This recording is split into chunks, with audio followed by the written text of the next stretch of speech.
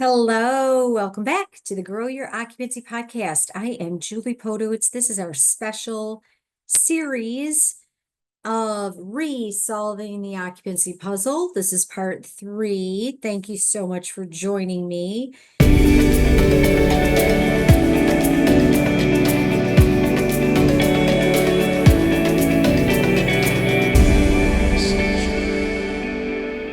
This webinar is brought to you by SalesMail, the #1 personalized video app for senior living. Built on a powerful ROI and an unmatched customer experience, SalesMail's App Store ratings tell the only story you need to know. Generating higher click-through and conversion rates, SalesMail is a video app of choice for sales and marketing pros everywhere. Day after day, SalesMail users leverage video to build brand loyalty, create human connection, quickly establish trust, stand out from competitors, and get desired results faster.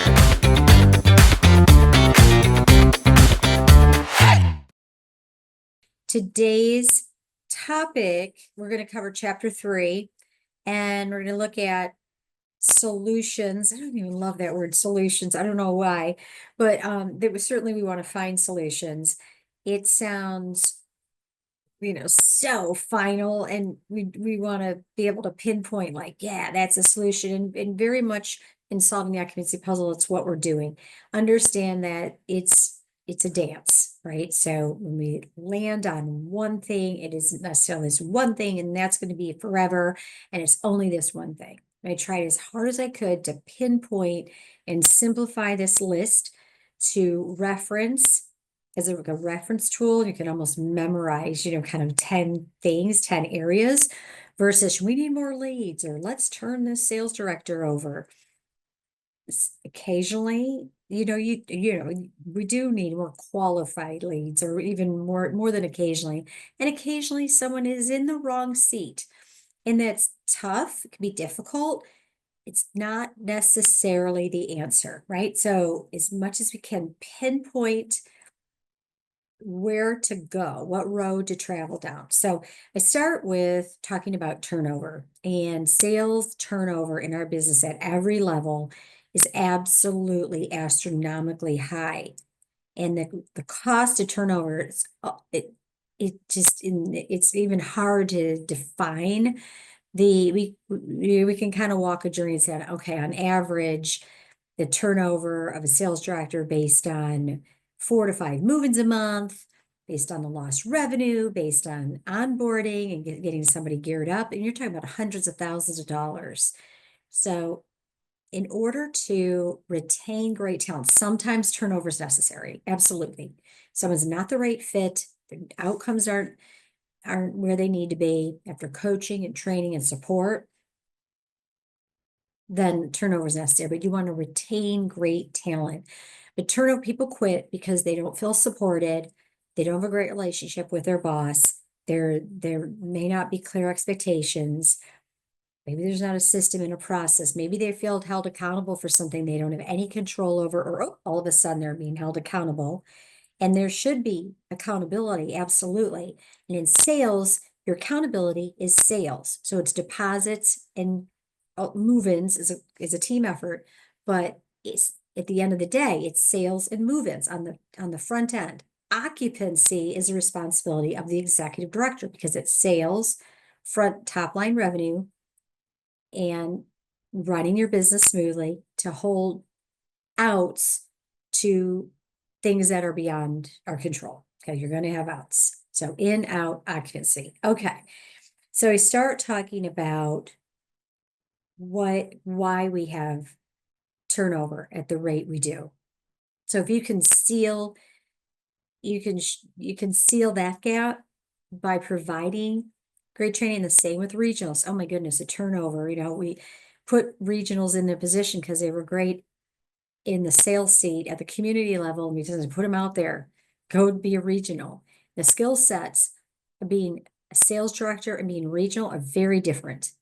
Yeah, you're running a business. You're certainly, as a sales director, you're running your business. As a regional, you're running a bigger business. It requires greater strategic skill. And these skills can be developed. In some cases, it just might not be the right fit. It meaning the regional, the requirements for being a regional, and that strategic, the ability to think strategically and plan, put together a strategic plan, and then the tactics to support that plan. All right. So again, strategy, tactics. The regional role is pivotal in your business. They should be supported and trained themselves and as great coaches and held accountable for their region's outcomes. As a regional, or even as a sales, whatever your position is, stop now if you are unclear of the expectations. So know the expectations of your position. What are the sales expectations, activity expectations, outreach expectations, reporting expectation, communication expectations? If that is unclear, please communicate. Stop now. What's the priority? So much of regionals' time is that putting out fires, being reactive. Go over here, go over here, go over here, go over here. And that's as a result, and certainly there are urgencies and there's emergencies, but generally speaking, that should be the exception and not the rule. You should have a plan and stay adherent to that plan. If you need to be reactive and there's a sudden urgency or a sudden vacancy that the regional can fill for short term, that's going to happen. But what I see is go here, go here, go here, go here. And there's lack of consistency. So putting together those expectations, putting together that strategic plan, so critically important. Okay. What are now the kind of redefined, it's not so much redefined, but maybe simplified list of the puzzle pieces, the solutions, the 10 solutions. So if you've got problems, you're going to look at one of these 10 solutions.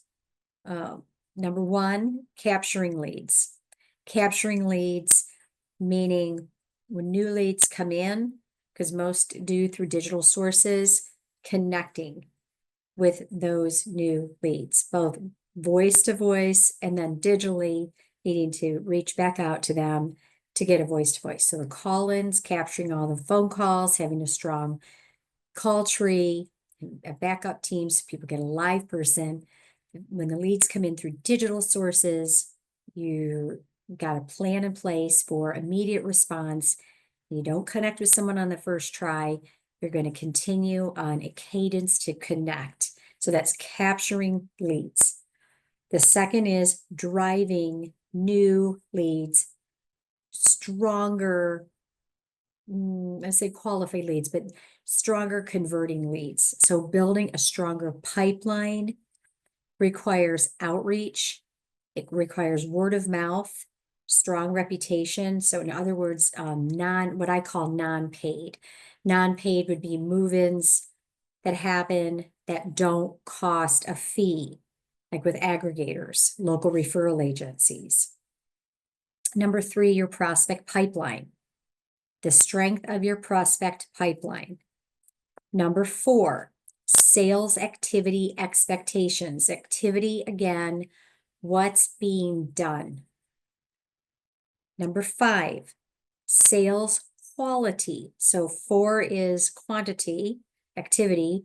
5 is quality, skill. And that's measured in conversion ratios. Number 6, strategic planning. There may be a big gap in strategic planning. Number 7, outreach activity expectations. So outreach activity, what's being done and how much of it is being done. Number 8, improving outreach outcomes. What's the referral pipeline? So oftentimes, well, first of all, there's lack of consistency with outreach. Got to be consistent to keep the wheel going. It's tough to get it going, but to keep it going. Number 1 is tracking the activity, what's being done. That's step 1. Step 2 is what are the outcomes? So the referrals that are coming in, the move-ins, that are occurring as a result of the outreach.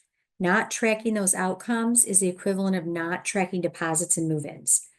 If you had a month of 25 tours and no sales, oh my goodness, red flag, red flag, red flag.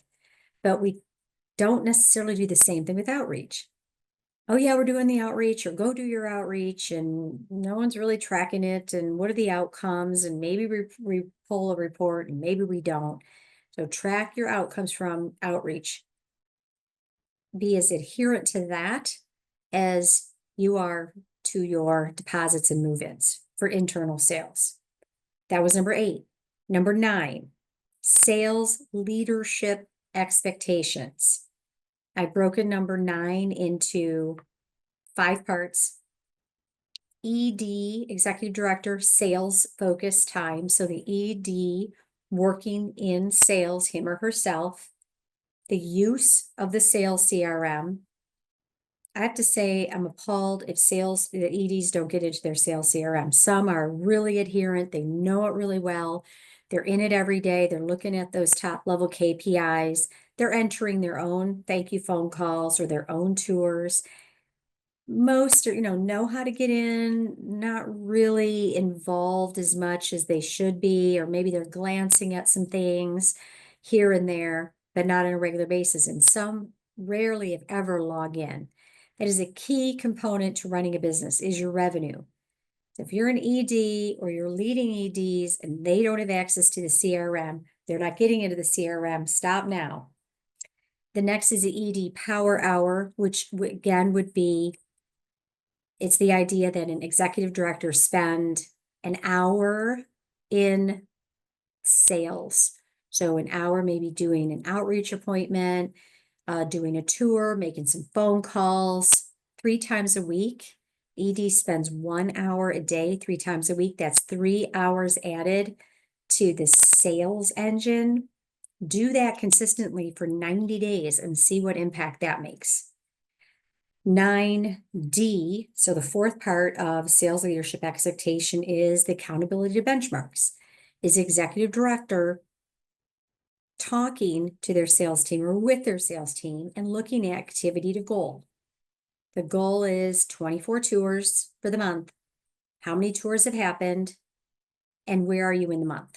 Beginning of the month, it's 4 tours. Okay, understandably. But if you're halfway through the month and there's 4 tours and you need 24, you should be really aware of that. Work back, we're like, I wonder what might be happening. Oh, we have 9 scheduled. Okay, I'm not too worried. Or nothing scheduled. Lead volume is good.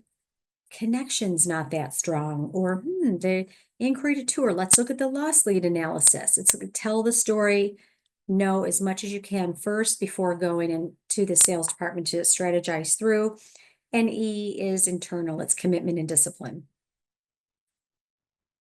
And then finally, that's sales leadership expectation. That's the activity. And then sales leadership quality. This is sales leadership quality across the board. Whatever your position is, executive director, regional director, VP of sales, you're having well-planned sales meetings that are focused, very much like coaching calls. You've got focus, you're not all over the board. You're talking about the key KPIs that attribute to the outcome of focus. B is knowing the metrics, knowing the KPIs. What are the activities? What are the actions and expectations? What are the conversion metrics? What's your community marketing plan look like? How current is it? What is the event schedule? What are the results of the events? How effective are they in driving new lead engagement and current prospect engagement, re-engagement? And finally, mastering the sales CRM, not just opening it up and using it, that's step number 1, but mastering the sales CRM. So those are our 10 puzzle piece solutions. You'll spend more time in some areas than others, likely sales conversions and maybe outreach or activity to benchmark than maybe others, but being very highly aware that all of these puzzle pieces, if you will, have several components. Okay, this isn't just boom, one thing, push the button. There's several components that like bubble up or contribute to each one of those solutions. All right, finally in this podcast, I share a secret. This is new to the Resolving the Occupancy Puzzle. And what I'm saying here is that the big secret, it's not a secret because it's in the book, but you're going to use the same sales system when you coach as your team does as a sales director with their prospects. So how we work with prospects, the system and the process, open-ended questions, listening, reflecting, connecting, building trust, pausing, advising, following up and following through, allowing the prospect or the family member, the influencer to talk through, and they have objections, to talk through hesitations, come to conclusions with your advice. All of those components of great salesmanship are great coaching. Be curious, seek to understand, just come in with a solution and this is what you're going to do and do this and you got to go here and you got to do this and have you done that or have we done this? Did you do this? Be curious, make sure that the advice that you're giving is appropriate, the appropriate advice at the appropriate time. If we're trying to solve too quickly, the same with sales. Oh, you don't eat? We cook for you. You don't drive? We drive for you. You're lonely? We have lots of people at the community. Move in, needs matching, bing, bing, bing. It doesn't work that way. It's the same thing with coaching. Your conversion's low. You need to get your conversion up. That doesn't help. It doesn't work. So be curious, seek to understand, ask open-ended questions. Start with why. Tell me more about who, what. Practice that. If you're saying, are you, do you, is, those are closed-ended. Catch yourself. Say, you know what? Let me ask you that open-endedly. Oh, closed-ended questions, yes and no, do not facilitate conversation. Reflective language sounds like you're overwhelmed. Sounds like you're having some challenges with your team. Whoa, you've had a lot of struggles with prospects not being ready, or you're interrupted a lot at work. Reflective, what are you hearing them say to you? First, seek to understand and listen before jumping in. Do this, we'll get a new office, go upstairs, call from home, do that. Those might be solutions, but first seek to understand. Don't jump to a conclusion too soon. You want to be persuasive, not pushy. You want to disarm and redirect when you get excuses or objections from team members, just like with prospects. We're going to disarm and redirect. Not going to try to quote unquote overcome objections. I'm going to disarm. I hear what you're saying. Let's talk more about that. Let the person talk through. Sometimes an objection is just a statement. This apartment is too small. This costs a lot of money. My mom's not ready. I don't know. It's an opportunity to talk through things. Same with your team. If you're out regional or you're doing coaching and I keep getting interrupted, well, you move to a different office.